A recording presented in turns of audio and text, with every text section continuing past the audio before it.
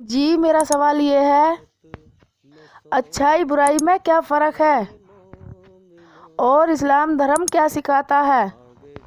आसान तरीके से समझाएं। देखिए, इस्लाम धर्म ये सिखाता है कि दुनिया के सारे इंसान एक माँ बाप की औलाद हैं, सबका मालिक एक है, सबके अंदर एक ही रचना रची हुई है, सबके एक से लगभग जज्बात हैं, ख्यालात हैं, सोच हैं। इसीलिए इंसान आपस में कहते हैं कि भाई अपने जैसा दूसरे को समझना चाहिए, जैसे अपना आपा ऐसी दूसरे का आपा। अब इस्लाम धर्म ये सिखाता है कि दूसरे के जज्बात को, दूसरे के ख्यालात को, दूसरे की सोच को, दूसरे के मन की जो है खुशी को भी समझना चाहिए।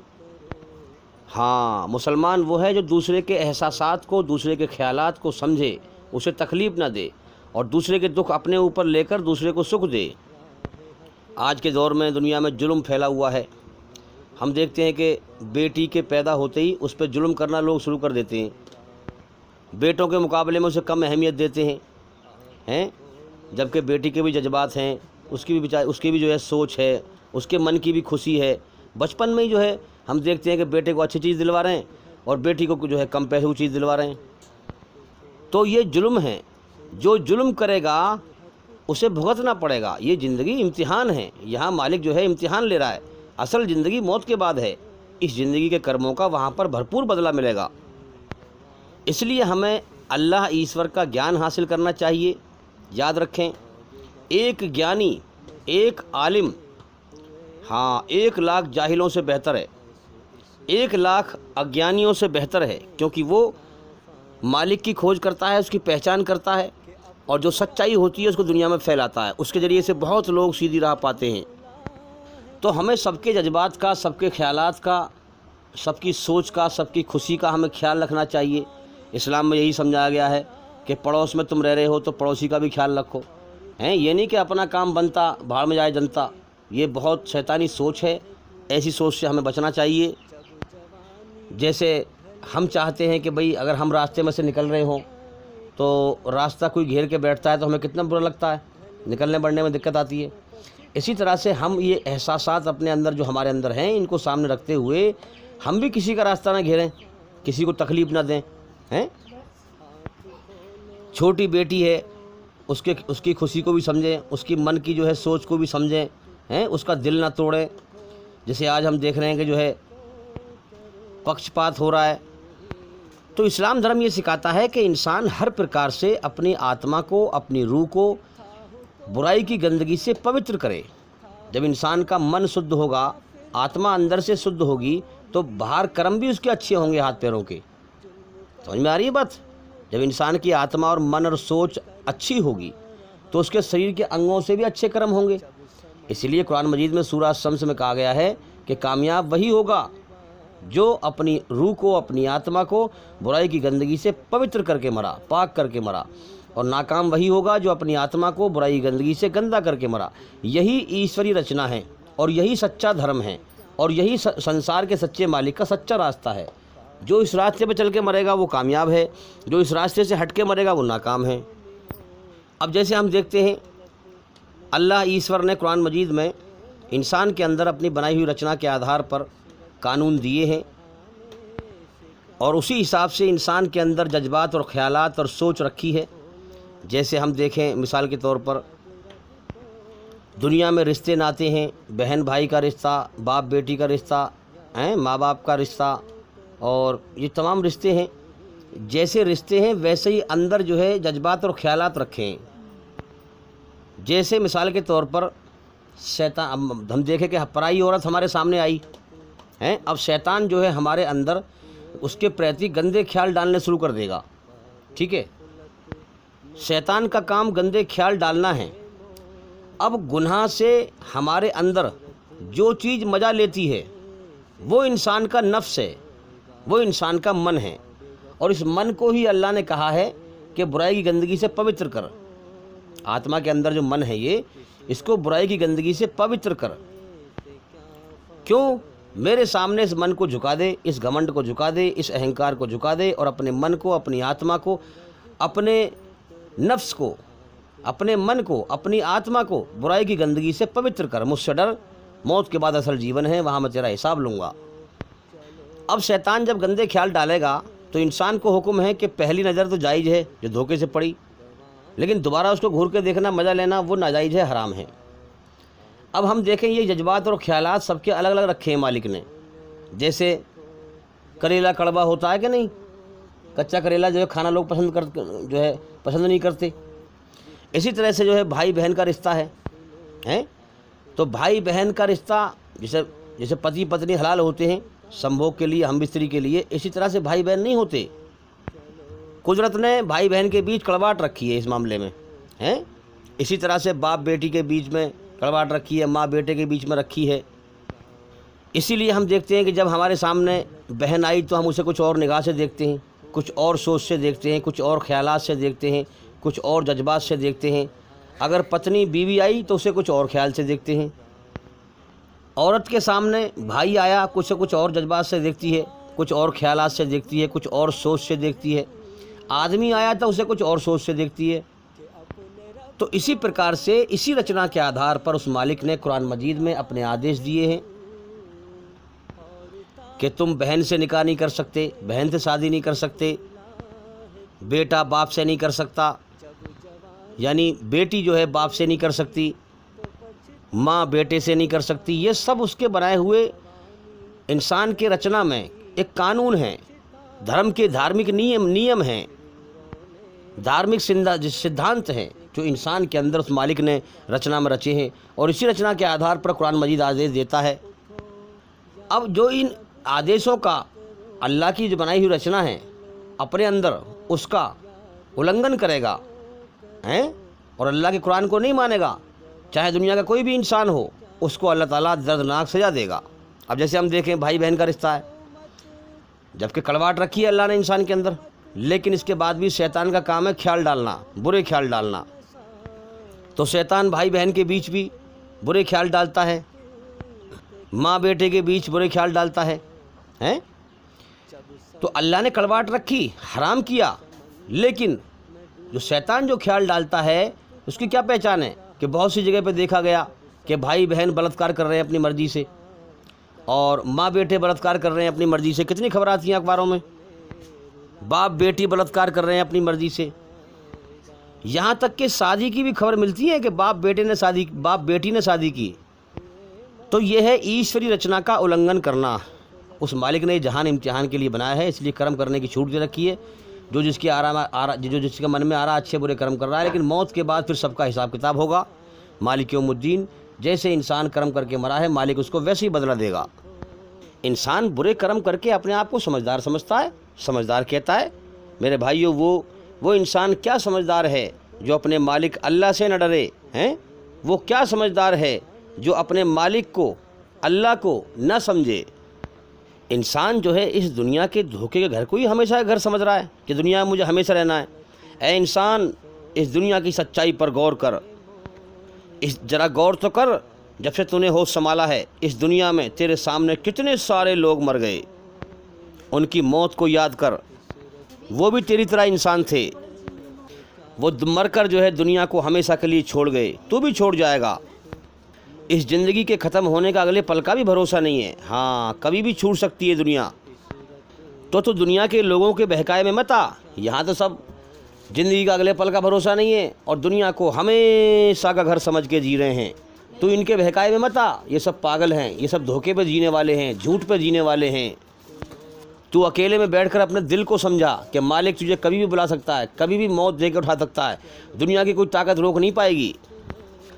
تو دنیا کے بہکاوے میں مت آ، ہاں تو جس مالک کی طرف دنیا کو چھوڑ کر اکیلا جائے گا، اس مالک کو اس کی بنائی ہوئی رچنا کے آدھار پر اچھائی پہ چل کے برائی سے بچ کے راضی کر۔ مالک کو پہچان کر کے جس مقصد کے لیے اس نے پیدا کیا ہے اس مقصد کو پورا کر، اس کے ادھیکار پہچان، اس کا حق پہچان، اس کی پہچان کر کے بن دیکھے اس کا حق ادا کر، اس کا ادھیکار اسی کو دے۔ میرے بھائیوں، جب دنیا کے سارے دھرموں میں بگاڑ پیدا ہو گیا تب اللہ تعالیٰ نے اسلام دھرم کا نیا قانون بھیجا۔ اسلام کوئی 1500 سال پرانا دھرم نہیں ہے، اسلام تو شروع سے ہے، لیکن قانون بھیجا۔ اسلام کا صحیح مطلب ہی توحید ہے۔ ہاں، اسلام دھرم میں جو مین چیز ہے وہ کیا ہے؟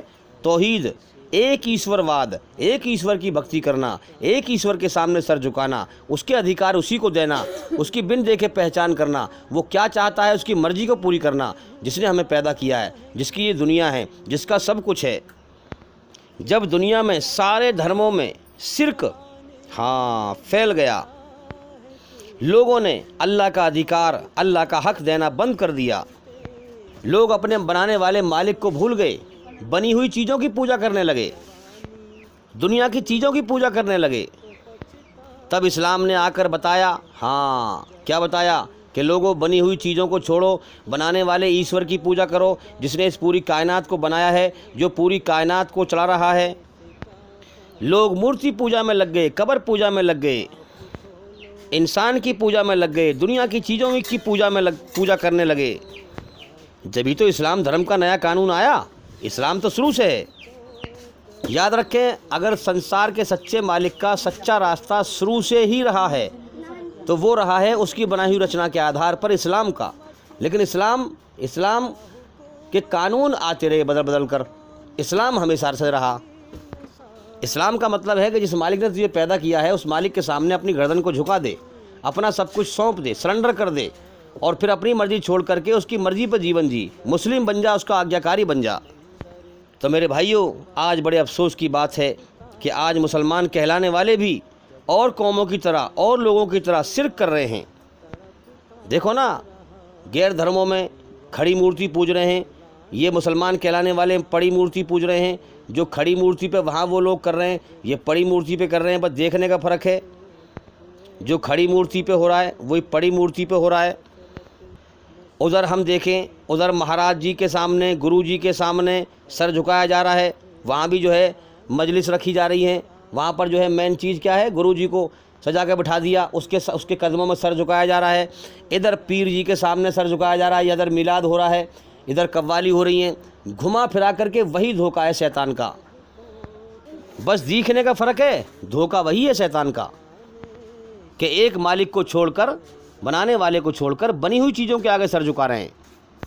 تو میرے بھائیوں، یہ سب سے بڑا گناہ ہے، سب سے بڑا پاپ ہے۔ جس مالک نے پیدا کیا، جیون دیا، اسی کا ادھیکار اسی کو نہ دیا، جس مقصد سے پیدا کیا اس مقصد کو پورا نہ کیا، اور دنیا میں انسان بھٹکتا رہا، من مانی کرتا رہا، اپنے من کو راضی کرتا رہا، مالک کی مرضی پر غور نہ کیا، نہ اس کی پوجا کی، اس کے ساتھ شریک کرتا رہا، اس کا پارٹنر بناتا رہا۔ تو میرے بھائیوں، سچائی پر غور کرو، اپنے بنانے والے مالک کو پہچانو، بن دیکھے اس کی پہچان کرو۔ جیون موت کی طرف جا رہا ہے، اسی لیے میں کہتا ہوں کہ ہمارے چینل کے اندر جا کر کے ایک ایک کر کے سبھی ویڈیو دیکھیں اور سنیں، تاکہ جلدی سے جلدی آپ اندھکار سے نکل کر روشنی میں آئیں، جیون کا صحیح مقصد پہچان پائیں۔ تو یاد رکھیں، اچھائی برائی میں بہت بڑا فرق ہے، یہی رچنا ہے ایشور کی۔ برائی کو ایشور نے، اللہ نے قرآن میں گندگی کہا ہے، اچھائی کو پوترتا کہا ہے، یاد رکھیں، پاک ہونا کہا ہے۔ اب جو انسان پوری طرح اندر سے اپنی من کی اپنی آتما کو برائی کی گندگی سے پوتر کرے گا۔ اب انسان غور کرے کہ میرے اندر کیا کیا چیز گندگی ہے برائی کی، میری سوچ گندی، میرے خیالات گندے، میری نیت گندی ہیں، تو اپنی آتما کو پوتر کریں۔ جب آتما پوتر ہو جائے گی تو شریر سے بھی اچھے کرم ہوں گے۔ پھر جیسے آتما گندی ہے، جب انسان گندی سوچے جبھی تو گالی بکتا ہے انسان زبان سے، تو اپنے اندر کی ذہنیت کو، سوچ کو، گندگی کو مٹائیں، اللہ کے قرآن کے دوارا اپنے برے کرموں کو اچھے کرموں سے بدل لیں، اللہ سے معافی مانگیں، کبھی بھی اس کا بلاوا آ سکتا ہے۔ اگر برائی کرتے پکڑے گئے، برائی کرتے مر گئے، تو میرے بھائیوں، موت کے بعد تباہی پھر جائے گی۔ اس لیے اچھائی برائی برابر نہیں ہے، اچھائی برائی میں بہت فرق ہے، اور موت کے بعد اچھائی کا انجام سورگ ہے، برائی کا انجام نرک ہے۔ اور اچھائی برائی میں ڈال کر ہی مالک نے ہمارا امتحان لیا ہے، اچھائی برائی ہی تو ذریعہ ہے امتحان کا، ورنہ اگر انسان کے اندر یہ اچھائی برائی کی رچنا رچی ہوئی نہ ہو تو پھر کیا انسان کا امتحان ہے۔ تو میرے بھائیوں، اچھائی برائی میں بہت فرق ہے، اور اسلام دھرم انسان کو پوری طرح سے پوترتا اپنانے کے لیے کہتا ہے اور گندگی سے بچنے کے لیے کہتا ہے۔ اس لیے اسلام دھرم کا گیان ضرور حاصل کریں۔ گیان کوئی دوائی کی پڑیا نہیں ہے، میں آپ کو پلا دوں آپ کو آ جائے گا۔ گیان تو دھیرے دھیرے سیکھنا پڑے گا بھائی۔ دنیا کے کام میں کامیابی حاصل کرنے کے لیے آپ کو سیکھتے ہو کہ نہیں؟ ارے پڑھائی سیکھنے کے لیے آپ اسکول میں جاتے ہو کہ جاتے پڑھنے کے لیے؟ کسی سے پڑھتے ہو کہ نہیں؟ اسی پرکار سے اللہ کا گیان بھی پڑھو، اللہ کا گیان بھی سمجھو، ایشور کا گیان بھی سمجھو۔ جب سمجھو گے، پڑھو گے، جبھی تو اپنے مالک کو پہچان پاؤ گے، اس کے ادھیکار جان پاؤ گے، وہ تمہیں سچا راستہ دکھائے گا، تم محسوس کرو گے۔ لیکن پہلے اس کے لیے کوشش تو کرو، محنت تو کرو، جبھی تو سچا راستہ دکھائے گا وہ۔ تو میرے بھائیوں غور کریں، محنت کریں۔ امید کرتا ہوں کہ سوال کا جواب ہو گیا، اور بھائی انشاءاللہ زندگی رہی تو پھر ملاقات ہوگی۔ السلام علیکم ورحمۃ اللہ وبرکاتہ۔ کن سانسوں کا میں اعتبار کروں جو انت میں میرا ساتھ چھوڑ جائے گی؟ کس دھن کا میں اہنکار کروں جو انت میں میرے پرانوں کو بچا نہیں پائے گا؟ کس تن پہ میں اہنکار کروں جو انت میں میرا آتما کا بوجھ نہیں اٹھا پائے گا؟ خدا کی عدالت میں وکالت نہیں ہوتی، اور یدی سزا ہو جائے تو ضمانت نہیں ہوتی، تو ضمانت نہیں ہوتی۔ اللہ کے آگے صاف دل سے توبہ کرو، امید ہے کہ وہ تمہارے گناہ تم سے دور کر دے گا اور تم کو جنتوں میں جن کے نیچے نہریں بہ رہی ہیں داخل کرے گا۔ اس دن اللہ پیغمبر صلی اللہ علیہ وآلہ وسلم کو اور ان لوگوں کو جو ان کے ساتھ ایمان لائے ہیں رسوا نہیں کرے گا، بلکہ ان کا نور ایمان ان کے آگے اور داہنی طرف روشنی کرتا ہوا چل رہا ہوگا، اور وہ اللہ سے التجا کریں گے کہ اے پروردگار، ہمارا نور ہمارے لیے پورا کر اور ہمیں معاف فرما، بے شک اللہ ہر چیز پر قادر ہے۔ لوگوں کا حساب اعمال کا وقت نزدیک آ پہنچا ہے اور وہ غفلت میں پڑے اس سے منہ پھیر رہے ہیں۔ ان کے پاس کوئی نئی نصیحت ان کے پروردگار کی طرف سے نہیں آتی مگر وہ اسے کھیلتے ہوئے سنتے ہیں، ان کے دل غفلت میں پڑے ہوئے ہیں۔ جو لوگ اپنے پروردگار سے ڈرتے ہیں ان کے بدن کے رونگٹے اسے سن کر کھڑے ہو جاتے ہیں، پھر ان کی کھالیں نرم ہو جاتی ہیں اور دل بھی نرم ہو کر اللہ کی یاد کی طرف متوجہ ہو جاتی ہیں۔ یہی اللہ کی ہدایت ہے، وہ اس سے جس کو چاہتا ہے ہدایت دیتا ہے، اور جس کو اللہ گمراہ رہنے دے اس کو کوئی ہدایت دینے والا نہیں۔ جو لوگ اپنے پروردگار سے ڈرتے ہیں ان کے بدن کے رونگٹے اسے سن کر کھڑے ہو جاتے ہیں، پھر ان کی کھالیں نرم ہو جاتی ہیں اور دل بھی نرم ہو کر اللہ کی یاد کی طرف متوجہ ہو جاتی ہیں۔ یہی اللہ کی ہدایت ہے، وہ اس سے جس کو چاہتا ہے ہدایت دیتا ہے، اور جس کو اللہ گمراہ رہنے دے۔ جب تمہارے پروردگار نے فرشتوں سے کہا کہ میں مٹی سے انسان بنانے والا ہوں، جب میں اس کو درست کر لوں اور اس میں اپنی روح پھونک دوں تو اس کے آگے سجدے میں گر پڑنا، سو تمام فرشتوں نے سجدہ کیا مگر ابلیس کہ وہ اکڑ بیٹھا اور کافروں میں ہو گیا۔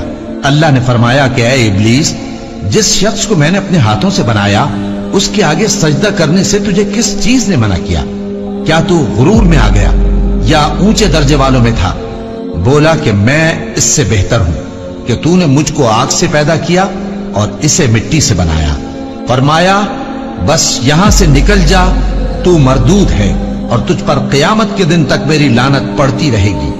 کہنے لگا کہ میرے پروردگار، اچھا تو مجھے اس روز تک کہ لوگ اٹھائے جائیں مہلت دے۔ فرمایا کہ تجھ کو مہلت دی جاتی ہے اس روز تک جس کا وقت مقرر ہے۔ کہنے لگا کہ مجھے تیری عزت کی قسم، میں ان سب کو بہکاتا رہوں گا، اور جس کا نامہ اعمال اس کی پیٹھ کے پیچھے سے دیا جائے گا تو وہ موت کو پکارے گا اور دوزخ میں داخل ہوگا، اور ہر طرف سے اسے موت آ رہی ہوگی مگر وہ مرنے میں نہیں آئے گا، اور اس کے بعد سخت عذاب ہوگا، جن درد دینے والا عذاب ہوگا۔ وہ چاہیں گے کہ آگ سے نکل جائیں مگر اس سے نہیں نکل سکیں گے، اور ان کے لیے ہمیشہ کا عذاب ہے۔ اور جو کافر ہیں ان کے لیے آگ کے کپڑے قطع کیے جائیں گے اور ان کے سروں پر جلتا ہوا پانی ڈالا جائے گا، اس سے ان کے پیٹ کے اندر کی چیزیں اور کھالیں گل جائیں گی، اور ان کے مارنے کے لیے لوہے کے ہتھوڑے ہوں گے۔ جب وہ چاہیں گے کہ اس رنج و تکلیف کی وجہ سے دوزخ سے نکل جائیں تو پھر اسی میں لوٹا دیے جائیں گے، اور کہا جائے گا کہ جلنے کے عذاب کا مزہ چکھتے رہو۔ یہی وہ جہنم ہے جسے گناہگار لوگ جھٹلاتے تھے، وہ دوزخ اور کھولتے ہوئے گرم پانی کے درمیان گھومتے پھریں گے۔ تو کافرو، آج بہانے مت بناؤ، جو عمل تم کیا کرتے تھے انہی کا تم کو بدلہ دیا جائے گا۔ اسلام کی استھاپنا کس نے اور کب کی؟ اسلام کی استھاپنا اللہ نے کی، آدم علیہ السلام کو پہلا نبی بنا کر۔ اسلام کی استھاپنا اس سمے ہوئی جب اللہ نے آدم علیہ السلام کو دنیا میں اتارا اور کہا جب میری طرف سے ہدایت آئے تو اس کی پیروی کرنا، اور جو لوگ میری ہدایت کی پیروی کریں گے وہ فائدے میں ہوں گے۔ قرآن کی سورہ بقرہ کی آیت 35 سے 39 تک اللہ نے فرمایا، اور ہم نے کہا کہ اے آدم، تم اور تمہاری بیوی بہشت میں رہو اور جہاں سے چاہو بے روک ٹوک کھاؤ پیو، لیکن اس درخت کے پاس نہ جانا، نہیں تو ظالموں میں ہو جاؤ گے۔ پھر شیطان نے دونوں کو اس درخت کے بارے میں پھسلا دیا اور جس عیش و نشاط میں تھے اس سے ان کو نکلوا دیا۔ تب ہم نے حکم دیا کہ بہشت بری سے چلے جاؤ، تم ایک دوسرے کے دشمن ہو، اور تمہارے لیے زمین میں ایک وقت تک ٹھکانہ اور معاش مقرر کر دیا گیا ہے۔ پھر آدم نے اپنے پروردگار سے کچھ کلمات سیکھے اور معافی مانگی تو اس نے ان کا قصور معاف کر دیا۔ بے شک وہ معاف کرنے والا ہے، بڑا مہربان ہے۔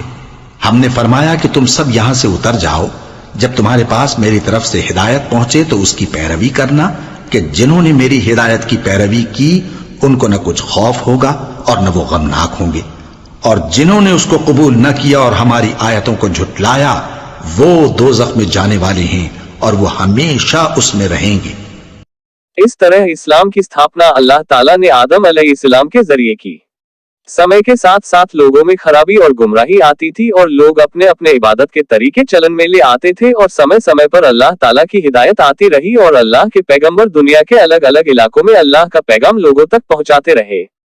اللہ کی یہ ہدایت آخری پیغمبر محمد صلی اللہ علیہ وسلم پر آ کر سماپت ہو گئی۔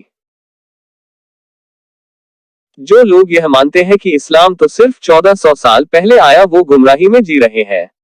اسلام آدم علیہ السلام یعنی پہلے انسان کے ٹائم سے چلا آ رہا ہے، اور جو لوگ نہیں جانتے انہیں بتا دو کہ آدم علیہ السلام دنیا کے پہلے انسان تھے اور انہی کی اولاد دنیا بھر میں پھیل گئی، یعنی ہم سب آدم علیہ السلام کی اولادوں میں سے ہے۔ آدم کے نام سے ہی آدمی شبد بنا جس کا مطلب ہوتا ہے انسان، مانو، منشیہ۔ آدم علیہ السلام کو بابا آدم کے نام سے بھی جانا جاتا ہے اور انگلش میں ایڈم کے نام سے بھی وہ فیمس ہے۔ پہلے نبی آدم علیہ السلام اور آخری نبی کے درمیان بہت سارے نبی آئے اور سب کے سب ایک ہی دھرم پر تھے یعنی اسلام پر، جن میں کچھ کا ذکر قرآن میں آتا ہے جیسے نوح علیہ السلام، ابراہیم علیہ السلام، موسیٰ علیہ السلام، عیسیٰ علیہ السلام۔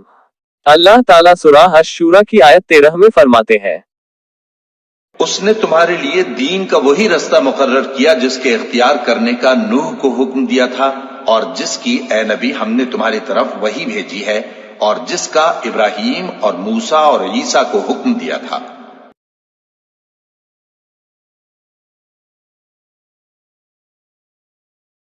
اب آپ کو یہ پتا چل گیا ہوگا کہ اسلام 1400 سال پہلے نہیں آیا اور نہ ہی محمد صلی اللہ علیہ وسلم اسلام کے سنستھاپک ہے۔ محمد صلی اللہ علیہ وسلم اسلام کے آخری پیغمبر تھے، نہ کہ سنستھاپک، اور اسلام 1400 سال سے بھی زیادہ پرانا دھرم ہے۔ اس ویڈیو کو اور ویڈیو میں دی گئی جانکاری کو زیادہ سے زیادہ لوگوں تک پہنچائے تاکہ جو لوگ اسلام کے خلاف جھوٹی باتیں پھیلا رہے ہیں ان پر لگام لگ سکے۔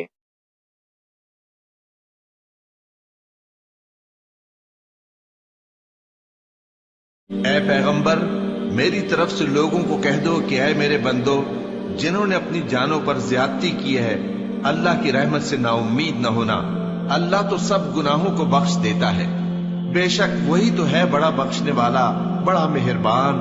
اور اس سے پہلے کہ تم پر عذاب آ واقع ہو، اپنے پروردگار کی طرف رجوع کرو اور اس کے فرما بردار ہو جاؤ، ورنہ بعد میں تم کو مدد نہیں ملے گی۔ اور اس سے پہلے کہ تم پر ناگہاں عذاب آ جائے اور تم کو خبر بھی نہ ہو، اس نہایت اچھی کتاب کی جو تمہارے پروردگار کی طرف سے تمہاری جانب نازل ہوئی ہے پیروی کرو۔ ایسا نہ ہو کہ اس وقت کوئی شخص کہنے لگے کہ ہائے اس کوتاہی پر افسوس ہے جو میں نے اللہ کا حق ماننے میں کی، اور میں تو ہنسی ہی کرتا رہا، یا یہ کہنے لگے کہ اگر اللہ مجھ کو ہدایت دیتا تو میں بھی پرہیزگاروں میں ہوتا، یا جب عذاب دیکھ لے تو کہنے لگے کہ اگر مجھے پھر ایک دفعہ دنیا میں جانا ہو تو میں نیکوکاروں میں ہو جاؤں۔ ارشاد ہوگا کیوں نہیں، میری آیتیں تیرے پاس پہنچ گئی تھی مگر تو نے ان کو جھٹلایا اور شیخی میں آ گیا اور تو کافر بن گیا۔ اور اے مخاطب، جن لوگوں نے اللہ پر جھوٹ بولا، تم قیامت کے دن دیکھو گے کہ ان کے چہرے سیاہ ہو رہے ہوں گے۔ کیا تکبر کرنے والوں کا ٹھکانہ دوزخ میں نہیں ہے؟ اور ہم نے لوگوں کے سمجھانے کے لیے اس قرآن میں ہر طرح کی مثالیں بیان کی ہیں تاکہ وہ نصیحت حاصل کریں۔ یہ قرآن عربی ہے جس میں کوئی عیب اور اختلاف نہیں، تاکہ وہ ڈر